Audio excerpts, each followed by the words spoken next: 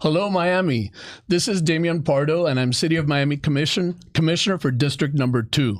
District Number 2 in the City of Miami goes all the way from Morningside in the north to Edgewater to downtown to Brickell and all of Coconut Grove to the south. In our last show, we had Javier Gonzalez, who is our liaison for Coconut Grove. And in this show, we have the pleasure of having Alexieva, who is our community liaison for downtown and Brickell. And we have Bradley Mills, who's our community liaison for Morningside and Edgewater. There you go. So I figured we would start with you guys talking a little bit about what you do in the office and what you do in your areas. And maybe start with Alex. Sure. Thank you for having us here. Something that I would consider to be the focus of our job is to help residents cut through the red tape and help them navigate the black box that is municipal government. Our mission is to bring transparency and information to residents. So that goes both sides. As a community liaison, you have to bring government to the constituents and bring the constituents' voices to Commissioner Pardo. So what that looks like is in the office, it's a lot of navigating and figuring out jurisdiction, departments that are responsible for different parts of the city. I actually have a helpful graphic that we can show that's from our Department of Public Works, which is a street view. I suppose now it's going to be shown. It's a street view that shows you, hey, if there's a broken fire hydrant, here's who handles it. If there is a pothole, here's who handles it. But we welcome resident outreach to our office at 305-250-5333. That's our office phone number. If you call that number, we will help you navigate whatever Say the issue number comes again. up. It's going to be 305-250-5333. And I think a really important aspect of what you guys do is that when these constituents call you because maybe they don't remember the number or they don't have it on any of these issues, it's on your radar until it's completely solved. Because right. a lot of things involve other levels of government, and regular residents don't really understand that one road might be county, another road might be state, Absolutely. and one belongs to the City of Miami. So we welcome those phone calls, and we have that problem until it's completely solved, no matter if the problem resides in the county or the state or even the federal government. So we really, I think, take ownership of the problems, and that's important. Absolutely, and that's actually one of the things I appreciate the most about this opportunity is because it's such a learning experience to drive through town and to recognize, hey, this is how this road was built. This is how long it took. Here's all the parties that were involved on the back end of it, and I really appreciate that, and I'm happy to share that. I mean, actually, on a personal note, I'm putting a hack sheet in my notes on my phone to have resources available. Yeah. There's a lot of things that constituents don't know about. For example, there's a Miami Parking Authority resident discount. You can register your vehicle for pay by phone. Yeah, that's great. And most people don't know they could get a discount on all of their parking. Yeah. That's great. Excellent. Bradley, what about you? So from my end, I'd say that delivering proper communication is the whole purpose of our job. Someone calls in, they might be confused about, okay, I have a pothole over here. Are you guys able to help us out? Who do I contact? Where do I go? Mm-hmm. And so it's pretty much just grabbing them, holding them by the hand and saying, listen, this is what we're going to do. You follow up with them. And then at the end of the day, you'll be able to have a status on whatever the problem was, and it's completed. Once it's completed, we usually go back and either give them a phone call or send them out an email and tell them, hey, listen, like your concern has been taken care of, and any other thing that you have in mind, please communicate back with me. We've gone to the extent of handing out our business cards. My personal cell's there too. So the job is beautiful because it can be 24/7. Yeah. Right. And some That's people, beautiful. let's be real. Let's be real. It might be a little bit tedious, right? But at the end of the day, you're serving, and I'm sure Alex and I and everyone in the office, we know that's what we signed up for.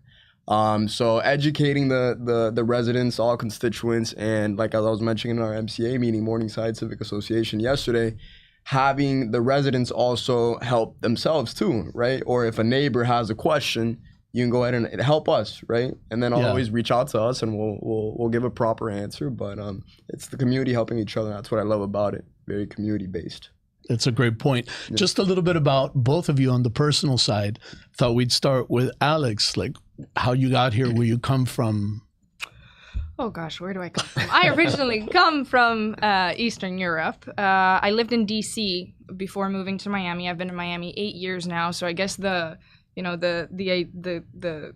breadth of government has kind of always been in the back of my head from DC training, when you saw a bunch of high schoolers talking about their representatives and how their parents get things done, right?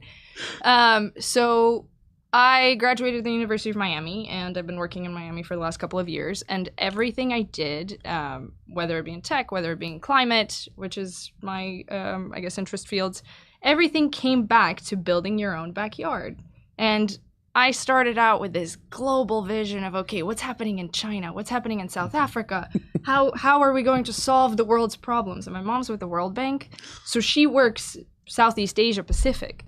And my entire kind of narrative of problem solving has been, dams in Africa, and saving a species of frogs.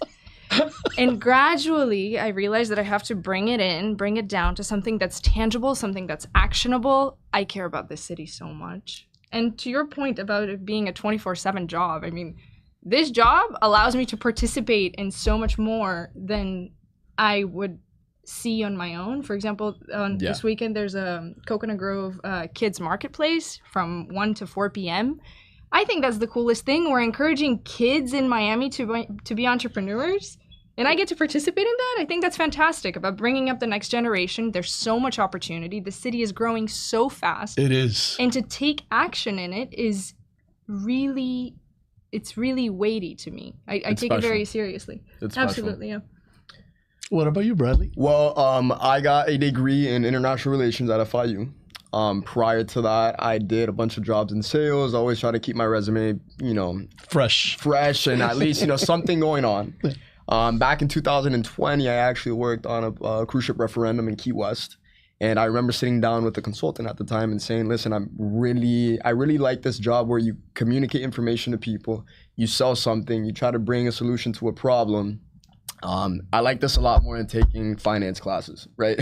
Doing math. Right. So I said, what's the first step in regards to getting into the, politics world? And he said this, door to door, go up to a person, sell them on something, try to bring a solution to a problem within the community. I was in international business degree at the time, and I was finishing my freshman year, and I switched into international relations. So from there on, I've known you now for a couple of months. So that consultant... Almost a year. Yeah, almost a year now. So that same consultant, I'd always go back to him whenever there would be canvassing for any other person, any other candidate. So I do that, on the side with school and maybe with another job. But your campaign came about, and this is when I was finishing college. And it was a beautiful experience. It was special to see what Damian brought to the community, what he already had in his resume. So I wanted to tag along on that. We did an amazing campaign. And I think now learning about the city is special. And especially at my age, young, the Miami that we tend to know is completely different. So coming into this role and into this job, it's a whole different side of Miami that it's beautiful, it's historical. And I think that it is something that we should work extremely hard on conserving. And I think that having you, right, in your role and the staff that we have, it's very possible to just make Miami better, which was the whole purpose of your campaign. Yeah. And your background? So background from Honduras, Central America. My name is Bradley Theodore Mills. So a lot of people get thrown off. They're like, hey, you're from Honduras, born and raised, actually. Fluent in Spanish. Sí, del todo. Yo hablo inglés, español en cualquier momento, right? That throws people off. Yeah, they're like, hey, they don't expect them to what ever. Are you? And I'm like, during the campaign. Yeah. That So was funny. it's a double-edged sword for sure. Grew up in a private school in Honduras, so it was an American school. That's why my English is, pretty well. My dad's from Oklahoma, my mom's from Argentina, so the household was Spanglish, and to the point where if English was spoken mostly at dinner table, we'd get hit on the hand with a spoon. Like, it has to be English and Spanish. So I moved to Fort Myers, fast forward a little bit, in 2015. Very quiet place. I love Fort Myers. Finished off high school and came to FIU, Florida International University in Miami. It matches my personality, outgoing, You're social, you want to learn, you want to be active. And I think that when you put that into the correct people, that mindset, this city is filled with opportunities, learning curves like this job, and opportunities. And so I'm happy to serve at the end of the day. And my background, I think, was extremely various to just serving to people at the end of the day. No, we're so fortunate, honestly, to have both of you and people like you. I want to briefly touch upon what you think is your biggest challenge, or has been so far, your biggest challenge in the job. I could answer that, from an honest point of view, when the people above us know so much about the city. Like our chief of staff, Anthony, you, Diana, working communications, Corey McKnight.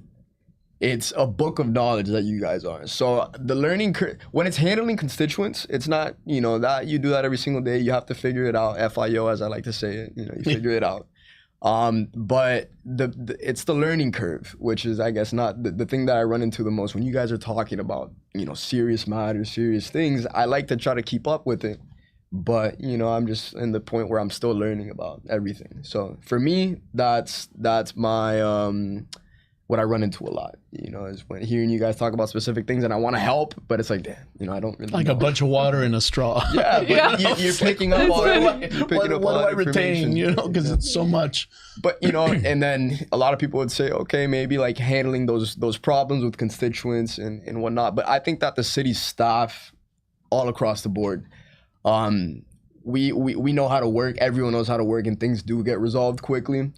It just comes down to the proper communication and the residents knowing where to go or how to present a problem to us, and then us, just carrying it everywhere that it needs to get taken care of. And I think that makes our job easier. Miami City staff being amazing. Yeah. I think that's really an important point, because there's a lot said, especially through the media's eyes, about the deficiencies of Miami, primarily on the dais, primarily on the electeds. But the city staff is fantastic. Yep. And they do a really, really good job. And we know because we go to them with problems and they solve it very responsive and very quickly. Invested, right? And we have our way of tracking down all the problems in our office, and it's kind of like exciting to see, hey, I put this request in on a certain date, and at 9 a.m., at 10:30 a.m., and by 5 p.m., we're closing it out sometimes, most times. So, it gives you an idea of how the city staff works, and a lot of people should know that, because like you said, on the social media platforms, everything's black and white, right? And I think that the city of Miami gets a lot of love, but it also gets a lot of hate. So it's our job to bring out the good aspects of it. Yeah, the real Miami is just showing our work ethic, right? And absolutely. What about you, Alex? I would say my biggest challenge is following along changing legislation, anywhere from federal to municipal and city. How those new bills and laws and conversations, how they trickle down to us and to our residents, helping residents navigate the changes that happen, especially within our state. Fortunately, we have a number of groups who help distribute and disseminate that information. Homeowners associations, civic associations, things like that. So that's number one. And number two is the systems of the different functions and the different departments and how they are interrelated. So for example, what exactly Parks oversees, who they respond to, what's public facing, what's internal for our teams. And it's a lot of moving pieces, a lot of people, like Teddy said, that have years and years and years of knowledge. Very fortunately, I've had a couple of conversations with women specifically older than me at the MRC building, who have had, like 30 or 40 years with the city already, and they have these things figured out, and they know what the most efficient way to get things done is. So I would say the big picture thinking and how it all works together. It's like a well-greased oil machine. Yeah. I want to mention, just for residents and people out there, we've seen a lot, and we've seen things that seem to work well and then things that don't seem to work well.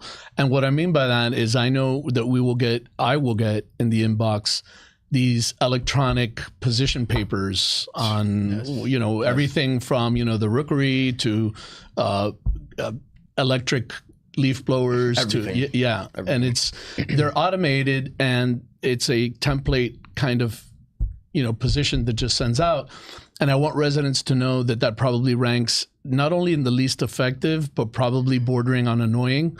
And I don't know that you want your legislation or whatever it is that you're lobbying for, you're advocating for, to end up leaving that kind of sentiment with electeds, throughout the system. It's almost like it may be like a harsh word, but it's like dismissed, right? Like there's a lot of different ways to communicate with the office, and you would think, okay, Damian being the commissioner, you being the commissioner, sending you an email extremely well put together and everything is gonna be good, but they don't understand that you have thousands of emails that come in throughout the day, and that's why this role is created, right? I mean, the liaisons.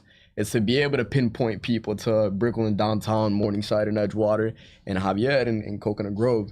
That way, and like I said, we go to the extent of putting our personal cell on our business cards so that you can communicate with us directly with the problem. And you guys are the first line of defense. You have more expertise at solving those things that I really don't have. And I also think people don't realize that once you're in elected office, just because of the nature and the sensitivity of the office, I cannot reply the way that maybe I used to. Absolutely. As Damian Pardo, the citizen or the resident, that everyone in the office has eyes, on the emails, and that even if they don't receive an immediate reply or a reply in the very close future, it's being worked on. Like people are noticing and working on it. So I think the other point I wanted to make, it's really important that residents, when they have a problem, reach out to you. Mm-hmm. To the liaisons, to you and Javier, because not only are you guys the ones that have the passion and drive and the knowledge to work with it, but if they go directly to someone at the city, and this seems to happen several times, they may get an answer which is not complete, which is not, thorough, or maybe sometimes even not fully accurate. That's right. And then all of a sudden, they spread it to a neighborhood that all of a sudden thinks that this is what's really happening. And I can't tell you how many times I'll see chats and other things on social media. I'm like, well, this isn't the way that works, right. And so it's for the benefit of the homeowners associations, the civic associations, and the residents. It's always best to start with you, in your roles, and then take it from there. And you can go. Oh, good. I was going to say that actually brings me to another function of our role. When we hear from our constituents, and I want to meet every person in Brickell and downtown, because that helps me foresee upcoming issues. So when you tell different departments your issues and you reach out, okay, for example, only to Damian, or only to Teddy, or only to Public Works or Parks or whatever, that information kind of gets spread around so that it doesn't get centralized in one place and say, hey, you know what? 8 people have mentioned this week. Maybe we should think of not only an immediate solution, but maybe something long-term to change in either legislation or to have a program. Or, for example, trees. We've noticed that our constituents care deeply about the canopy, which makes absolute sense. But when they reach out to me about it, then I can gather that information. I can say, okay, well, then we should do something a little bit extra so it reaches the people that didn't even call us. Because if there's 8 that called our office and got to me, then there's probably another 8 that tried with Parks, tried with Code, tried with a number of other agencies. I just figured that that's a good point to bring up. Also, when they do the copy-pasted spam emails, right, messages, it's like a cybersecurity attack. So when you get 40 saying the same thing, there might be an email unrelated to this in the middle of those that just gets lumped in an overwhelming amount of information. Yeah. So it's really quality important over quantity. that people understand that their voice is what matters the most. Those emails, when they're personalized, I read them and they mean something. I mean, it's noted, the content enters my thinking. If it's a template, it doesn't enter anywhere. But what enters the most and the most important participation of a resident is speaking during a commission meeting, 100%. actually showing up, taking your 2 minutes, using your voice and speaking, because it's human to human in the moment. And those commissioners, including me, are about to vote later during the day. And when they're listening to compelling stories and to individuals, that weighs on them. A lot of folks used to ask me, there's so much money in the system. It's all about money, and money is just going to win every single time. And I'm like, well, that's true. That's half of it. Money does win a lot. And that's why there are a lot of lobbyists, and that's why they show up. And that's why companies spend a lot of money when they have issues they want to put forward. But the only way residents stand a chance is if they use their voice. If they don't show up to meetings, if they're not using their voice, the lobbyist and the money and the changes that'll win, that undue influence of money can create in a city will happen. And there's no real way around that. I also wanted to mention this weekend there was a big problem with Key Biscayne and the traffic in Key Biscayne, and I just want to use it as an example of how we work through some of these issues. I started seeing that coming in early, on Sunday, probably like 1 o'clock, but immediately notified city manager, chief of police. Chief of police sent police out there and pretty quickly said, there's not a whole lot we can do. There's this bridge that's being obstructed. And it was great that residents were submitting these because I was already taking action on it, even though I couldn't reply to everyone. I probably only replied to one person who I knew personally, as a friend, and everyone else just kind of sat there. However, we were moving the ball. We were making sure the county was aware. We were making sure, along with obviously the Key Biscayne manager and Key Biscayne mayor, which were mostly impacted. So they were feeling the brunt of everything. We were able to work with the state representative, Vicky Lopez, and all these offices to really bring a solution very quickly. I think that's how government works best together. Unfortunately, I don't think our residents get to see a lot of that. Again, because there's so much sensitivity about communications and the legality and how it can be used. And so we have to maintain some neutrality with it. And I'd say that goes to like when communicating with you, and at the end, it's a lot easier if you just contact Alex or I, right? Or Javier. And we don't really have to follow all these, specific. We do, but it's a lot easier for us to pass on information through them, get information in the first place. It doesn't have to be as professional, even though that's what we strive for, right? But we're a lot more open to just communicating, a lot easier. So whenever you guys do want to get to Damian, just try to get to us, and I promise you, your message will get relayed to him, and an answer will be given to you. Yeah. I'm wondering if you could talk a little bit about the challenges for you in Edgewater and in Morningside, kind of what you see in your area. Of course. Your geographic area. Trash is always going to be, a big problem. Potholes are some as well, but it's mostly just having the people know that whenever they do see a piece of trash, they don't let it pile up. Or sometimes, please, they always think that another resident might take care of calling the office. And so what ends up happening is, let's say there's a reoccurring street that there's always a mattress or there's trash and it gets picked up. Sometimes they think that, okay, like since it got picked up and I didn't make the phone call, right? There's someone that's already like taking care of this and this and that. But what happens when that phone call isn't made, it just piles up and it piles up and it piles up and it piles up. So just always be like a resident that whenever you see anything small, doesn't matter what it could be, don't expect that someone's going to take care of it. Immediately take care of it yourself. Call us, reach out to me, and that way we don't have to, run into these dirty streets. Like 26th Street is horrible because of all the trash that's there. When in reality, it's just maybe Biscayne and 26. Yeah, Biscayne and 26. Sorry. Just as soon as you see something, like report it, right, and it'll get taken care of immediately. With Morningside, right, I'd say that. The sweeper. We had a conversation with the sweeper. There's a sweeper with no water. Yeah, with no water. Just circulates dust. But like what I mean by this is my biggest answer is it's the problem that I run into is communication, because what we were being told is that the sweeper wasn't doing a good job, that it didn't have water, that it was filling up all this dust. And so what ends up happening is we try to go again in contact with the contractor or whoever, saying, hey, this is what we're being told. But in reality, a resident said the other day, hey, listen, the sweeper already came around properly and it had water and it's actually doing the job.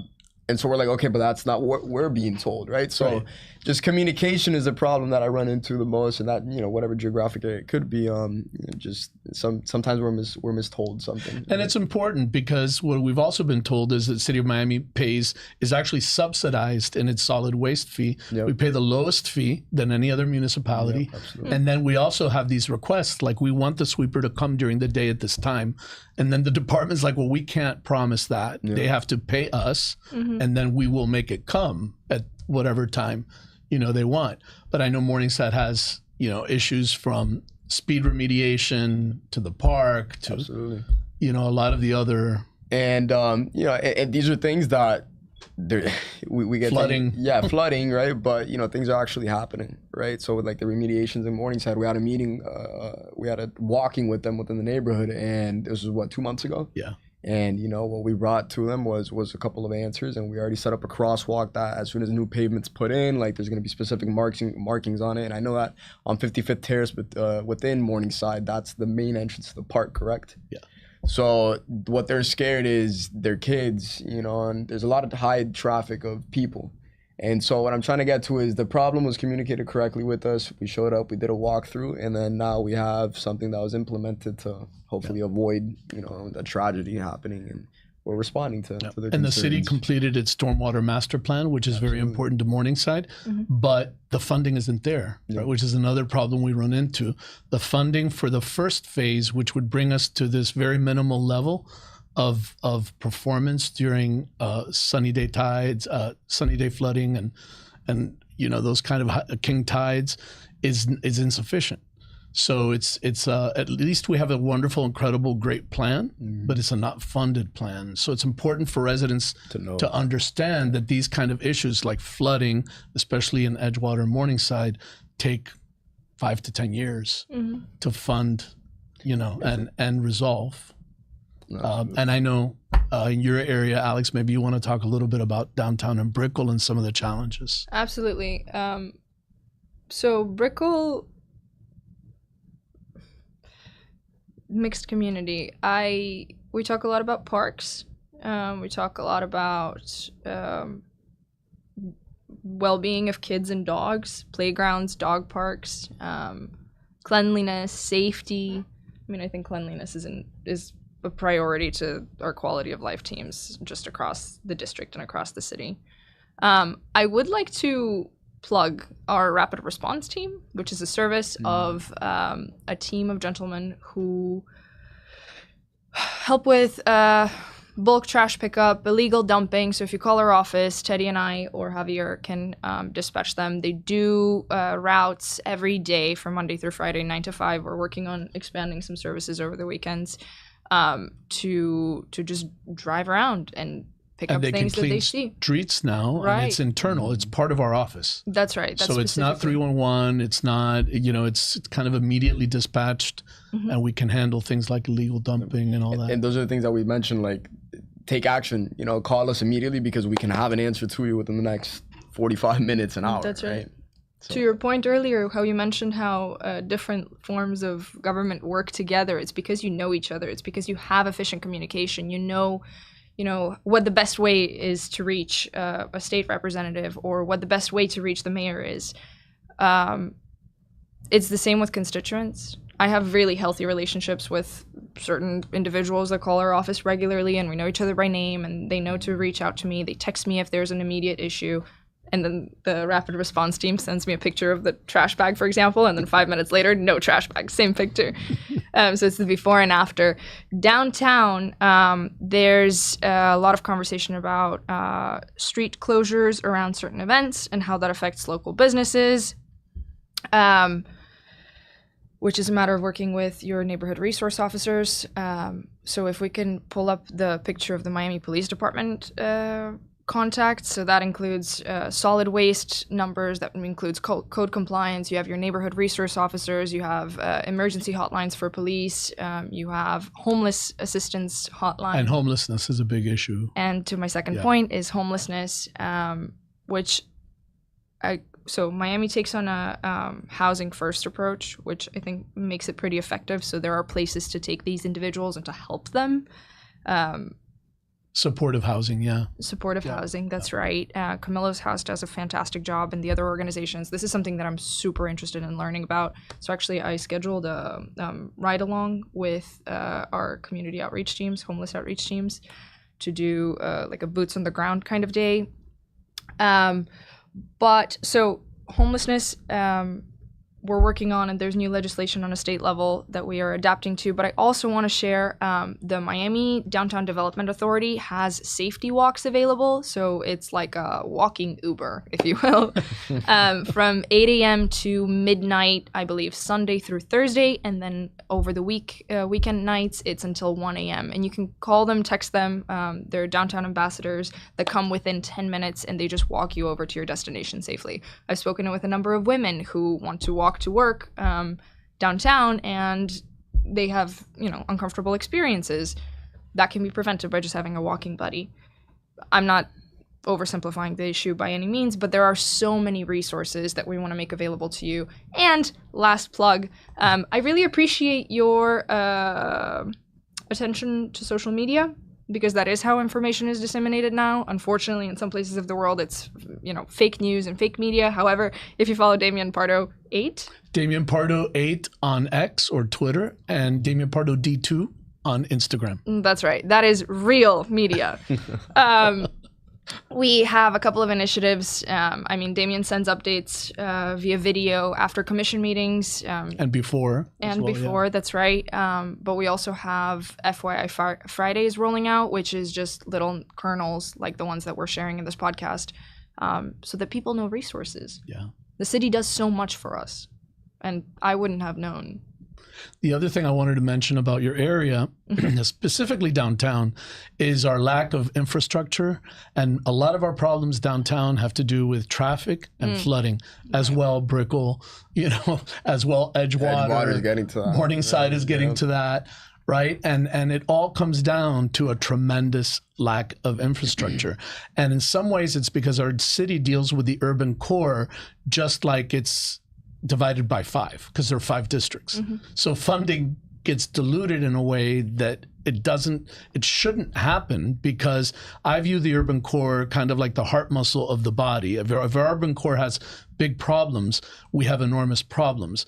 The district and the urban core is right on the water. So we're dealing with all the resiliency issues, all of the climate issues, all of the flooding. And yet, in the latest cycle of state funding, the district, not the urban core or anything in District 2, which is the entire coastline, received 0 funding from the state. And, these things shouldn't happen. There should be ways. We take ownership. We're doing a better job of advocating and meeting with all of our state representatives and letting them know how important this is. But I would argue that it's our economic engine, not only for the county, but for the state of Florida. So we can't abandon our urban core. We need to really emphasize it, regardless of which district it would have landed in. The urban core has to have dedicated funding and urgency placed on it, because otherwise we're all going to suffer in Miami-Dade County. So I would hope that more attention comes from the county, from the state, and from the federal government for our urban core here in Miami. We're kind of running out of time. I did a monologue, but I wanted you guys to say maybe something that hasn't been said, something that you'd like to kind of close with, that you have an idea about? Mine is probably my information. You can reach me to B as in Bradley Mills, MILLS at miamigov.com. And my personal phone number is 239-201-9733. I know that's kind of crazy for me putting it out there, but it's just the proper response I want to give you guys with whatever concern that you may have. So whenever you do have one, reach out to me immediately and it'll be taken care of. Thank you, Alex. I will also share my information. So I'm Alexieva. So it's going to be AALEXIE, V as in Victor, A, at miamigov.com. That's my email.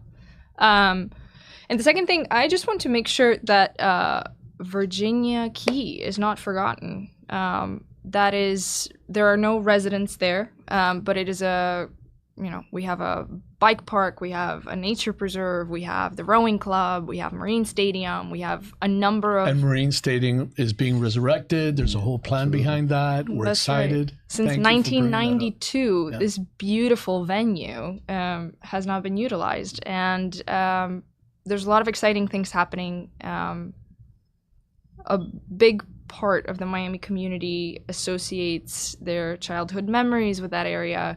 It's a place to escape into nature, and it's really a treasure for our city. So we do want to preserve it, and we do want community feedback, and we're I just want to make sure that that's not something that's not considered Miami just because it's across the bridge, right? It's an important area of our city. Thank you. Mm-hmm. Thank you both. I mean, it's an honor to work with you. I think we're blessed to have you both in our office, as well as I would say our whole office. I think we've been really, really fortunate. We are. And just thank you and keep your commitment. Obviously, you're passionate about the city, and please, keep that. We all benefit from that. Keep that going strong. And to everyone out there, I just want to thank you for joining us for the We Can Do Better show. And we look forward to seeing you again next time.